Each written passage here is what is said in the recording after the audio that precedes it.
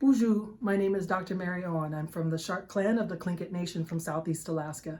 Today I want to talk to you a little bit about the importance of contact tracing and our working together with the Minnesota Department of Health to help stop the spread of the disease in our community, or at least slow it down so that less of us and less of the people that we care about get infected by this terrible virus.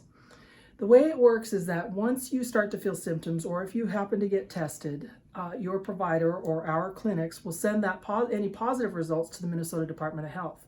From there, a health worker will reach out to you, talk to you about your symptoms, tell you where you can find more information, and most importantly, they will tell you that you need to be away from anybody else. You need to be in seclusion or in isolation for at least 10 days after you have developed symptoms or after you test positive.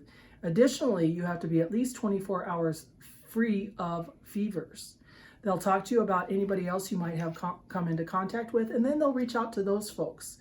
When they find those folks, they'll do the same thing. They'll just talk to them about symptoms, tell them how they can relieve some of their most annoying symptoms, like cough, or how they can feel better.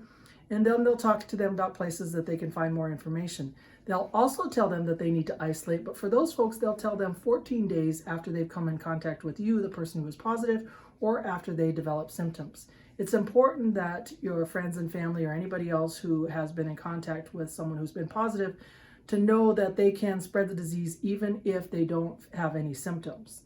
Finally, if they do develop symptoms, then they should contact their healthcare provider or their clinic and themselves get tested. And remember, they need to still be free from anybody else or away from anybody else for at least 14 days after they develop symptoms or been around somebody who's been tested positive.